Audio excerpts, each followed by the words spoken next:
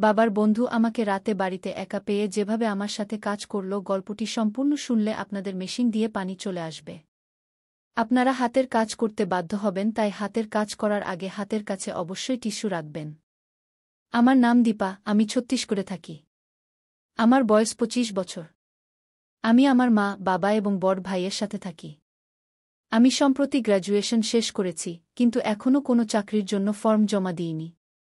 আমার বাবা রেলওয়েতে চাকরি করেন এবং আমার ভাই কম পড়াশোনা করেছেন, তাই যেখানে কাজ পায় সেখানে হাত বাড়িয়ে দেয়া। আমাদের জীবন ভালোই চলছিল, আমরা সবাই খুব খুশি ছিলাম। কিন্তু আমাদের সাথে এমন কিছু হতে চলেছে যা আমরা কখনো কল্পনাও করিনি। একদিন বাবার ট্রান্সফার কানপুরে হয়ে গেল, যার ফলে আমাদের বাড়ি ছেড়ে কানপুরে যেতে হল। এখন আমরা কানপুরে একটি ভাড়া বাড়িতে থাকি। আমি ভেবেছিলাম এখন আমি কিছু কাজ করব এবং পরিবারকে সাহায্য করব। চাকরি খুঁজতে এদিক ওদিক ঘুরে ক্লান্ত হয়ে গেলাম, কিন্তু কোনো চাকরি পেলাম না। আমি মন খারাপ করে বাড়ি ফিরে এলাম। আমার মা বাবা আমাকে বললেন, তুমি চিন্তা করো না, কোথাও না কোথাও চাকরি হয়ে যাবে। কি একদিন আমি ছাদে বসে চাকরি নিয়েই ভাবছিলাম, তখনই গ্রাম থেকে ফোন এল যে আমার বাবার বোনের স্বাস্থ্য খুব খারাপ। আমি এই কথা মাকে বললাম, শুনে মা এবং ভাই তাড়াতাড়ি গ্রামের দিকে চলে গেলেন। বাড়িতে শুধু আমি এবং বাবা রইলাম। গ্রামে পৌঁছে মা ফোন করে বললেন যে তাকে সুস্থ হতে কমপক্ষে 20 দিন লাগবে। মা আমাকে বললেন যে আমি বাবার যত্ন নিই। আমার বাবা রোজ রাতে ঘুমানোর আগে মদ খান। মদ খেয়ে তিনি এমন হয়ে যান যে কিছুই বুঝতে পারেন না, কখনো কখনো প্রস্রাব তার প্যান্টেই হয়ে যায়। তাই তার যত্ন নিতে হয়। একদিন বাবা অফিস থেকে এসে বললেন যে কাল তার এক বন্ধু আসবে। আমি ভাবলাম যে বাবা এখন মদ খাওয়ার পরিকল্পনা করছেন। পরের দিন বাবা ছুটি পেয়েছিলেন। আমি এবং বাবা দুজনে খেয়ে ঘুমিয়ে পড়লাম।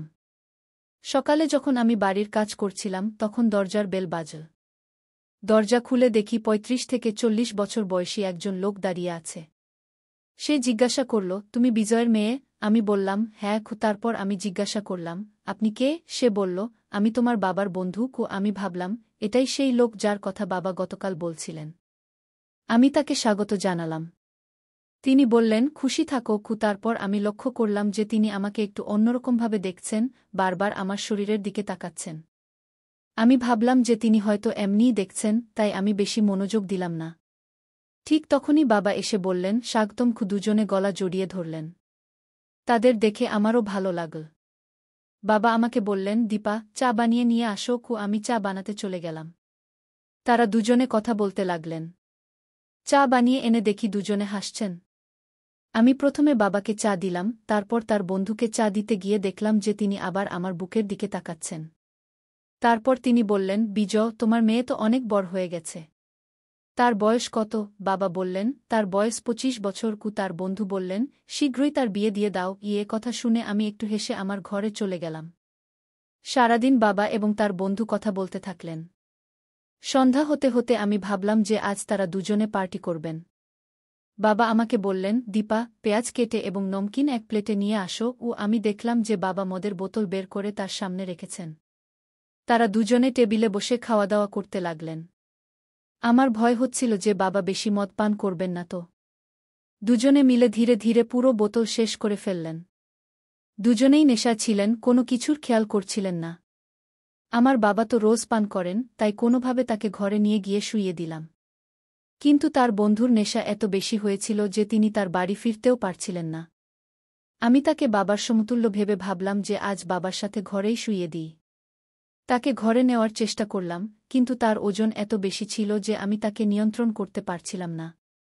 তিনি নিজের মধ্যে কিছু বকছিলেন, অনেক চেষ্টা করেও তিনি উঠতে পারছিলেন না। আমি ভাবলাম, আরেকবার চেষ্টা করি। খুব কষ্ট করে তাকে উঠাতে লাগলাম, তিনি হঠাৎ তার দুটি হাত আমার কোমরে রাখলেন। আমি ভাবলাম যে তিনি বেশি নেশায় আছেন তাই এমন করছেন, কিন্তু তিনি ধীরে ধীরে তার হাত আমার পিছনে রেখে জোরে চাপ দিতে শুরু করলেন। আমি বললাম, আঙ্কেল, আপনি কি করছেন? এবং তাকে হঠাৎ ধাক্কা দিলাম। তিনি সোফায় পড়ে গেলেন। আমি ভাবলাম যে তিনি বেশি নেশায় আছেন তাই এমন করছেন, তার তো কিছুই দেখা যাচ্ছিল না। তার আচরণ দেখে আমি ভয় পেয়ে গেলাম, তাড়াতাড়ি তাকে সোফায় শুইয়ে দিলাম এবং একটি চাদর দিয়ে ঢেকে দিলাম। তারপর আমি আমার ঘরে গিয়ে ঘুমিয়ে পড়লাম।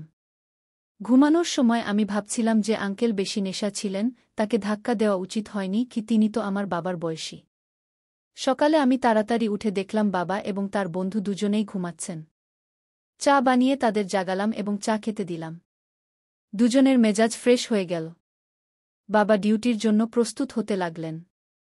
তিনি আমাকে বললেন, যাও, নাস্তা বানিয়ে নিয়ে আসো। ও আমি নাস্তা বানিয়ে নিয়ে আসতেই দেখলাম বাবার বন্ধু বারবার আমার বুকের দিকে তাকাচ্ছেন।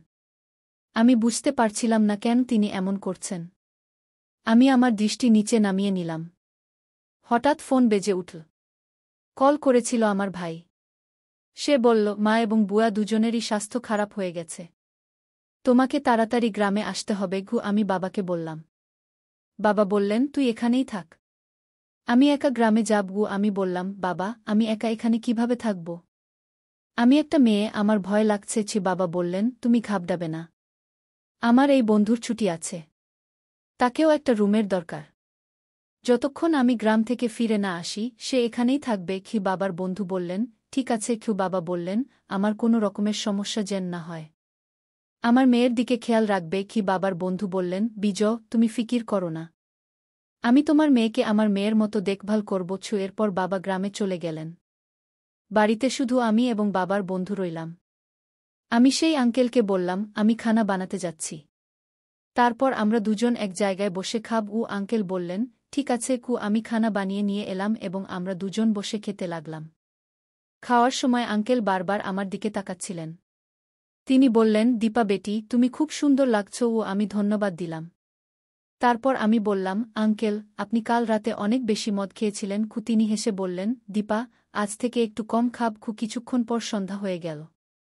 আঙ্কেল বললেন, দীপা, আমার জন্য এক প্লেটে পেঁয়াজ আর নমকিন নিয়ে আসো। আমি বুঝে গেলাম আঙ্কেল আবার মদ খাওয়ার মনস্থ করেছেন। বাবার মতোই এদেরও রোজ রাতে মদ খাওয়ার অভ্যাস হয়ে গেছে। আমি নমকিন আর পেঁয়াজ নিয়ে এসে দিলাম। আমি জিজ্ঞেস করলাম, মদে এমন কি আছে যা আপনি রোজ খান? আঙ্কেল বললেন, হ্যাঁ, এটা খেতে খুব মজা লাগে। আমি বললাম, সত্যি? তিনি বললেন, দীপা, একবার তুমিও এটা খেয়ে দেখো। আমি আগেই কয়েকবার বলেছিলাম, আঙ্কেল, না, আমি মদ খাব না। কিন্তু আঙ্কেল খুব জিদ করতে লাগলেন। শেষে আমি রাজি হয়ে গেলাম। আমি আর আঙ্কেল দুজন একসাথে বসে গেলাম। তিনি আমাকে এক গ্লাস মদ দিলেন এবং আমি খেয়ে নিলাম। মদ খেতেই আমার মাথা ঘুরতে লাগল। আঙ্কেলও খেতে লাগলেন। এভাবে আমরা দুজন মিলে পুরো বোতল শেষ করে বসলাম। আমার মাথা ঘুরতে লাগল। আমি ঠিকভাবে দাঁড়াতেও পারছিলাম না। আমি দেখলাম আঙ্কেল পানি খেতে উঠেছেন। আমার চোখের সামনে সব কিছু ঝাপসা দেখাচ্ছিল।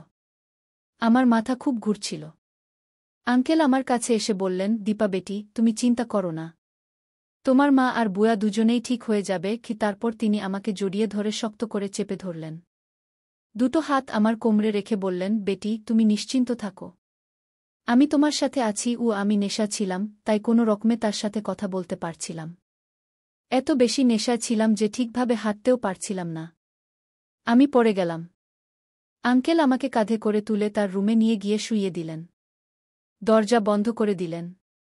আমাকে একটা কম্বল দিলেন এবং নিজেও কম্বলের নিচে চলে এলেন। আমরা দুজন বিছানায় শুয়ে কম্বল মুড়ি দিয়ে ঘুমিয়ে পড়লাম। আঙ্কেলের খুব ঠান্ডা লাগছিল, তাই তিনি আমাকে শক্ত করে জড়িয়ে ধরলেন। আমার অবস্থা আরও খারাপ হতে লাগল। আমি বেশি নেশা ছিলাম এবং কিছু বুঝতে পারছিলাম না। তারপর কখন ঘুমিয়ে পড়লাম তা জানতেও পারলাম না। সকালে ঘুম থেকে উঠে দেখলাম আমার হাত পা খুব ব্যথা করছে। আমি দেখলাম আঙ্কেল আমার পাশেই ঘুমাচ্ছেন। তিনি সম্পূর্ণ কাপড় খুলে শুয়ে আছেন। আমি ভয়ে কেঁপে উঠলাম। তারপর দেখলাম আমারও অর্ধেক কাপড় খুলে গেছে। আমি আরও ঘাবড়ে গেলাম। বিছানা থেকে নামতেই আমার খুব জোরে ব্যথা হতে লাগল। পুরো শরীরে ব্যথা ছিল। আমি তাড়াতাড়ি কাপড় পরে হাঁটার চেষ্টা করলাম, কিন্তু ব্যথায় হাঁটতেও খুব কষ্ট হচ্ছিল। আমি বুঝে গেলাম রাতে আঙ্কেল আর আমার মধ্যে কিছু অন্যায় হয়েছে। আমি ভয়ে কাঁদতে লাগলাম এবং মনে মনে ভাবতে লাগলাম, যদি পরিবারের লোকজন জানতে পারে তাহলে আমি কি করব। তারপর আমি তাড়াতাড়ি গোসল করে প্রস্তুত হয়ে গেলাম। বাইরে এসেই দেখলাম আঙ্কেল সেখানেই আছেন। তিনি আমাকে জিজ্ঞেস করলেন, কাল রাতের মদ কেমন লাগল? ঘুম কেমন হলো? আমি বললাম, আমি মদ্যপান করে খুব বড় ভুল করে ফেলেছি। চাচা বললেন, কিছুই হয়নি, আমি তো গত রাতে খুব মজা পেয়েছি। এটি আমার জীবনের সবচেয়ে বড় দিন ছিল, এমন দিন আর কখনো আসবে না। সত্যি, আমি খুব ভালো লাগল। আমি সব বুঝে গেলাম। শুনে আমি আমার ঘরে চলে গেলাম। আধা ঘণ্টা পর বাবা ফিরে এলেন। বাইরে আসার সাথে সাথেই বাবা বললেন, মা এবং বোনের অবস্থা এখন ঠিক আছে। তারপর বাবা চাচাকে জিজ্ঞাসা করলেন, আমার মেয়ে কি তোমাকে কোনো অসুবিধা দিয়েছে? চাচা হেসে বললেন, না, দীপা তো খুব শান্ত ও সরল। সে আমাকে একদমই অসুবিধা দেয়নি। আমি সব বুঝে গেলাম। আমি আমার ঘরে চলে গেলাম। বাবার বন্ধুও তার বাড়ি চলে গেলেন। আমি বসে ভাবতে লাগলাম, আমাকে কোনো অবস্থাতেই মদ্যপান করা উচিত ছিল না। তারপর আমি ভাবলাম, এখন যা হয়ে গেছে তা হয়ে গেছে। আজ থেকে এমন ভুল আর কখনো করব না, কখনো করব না।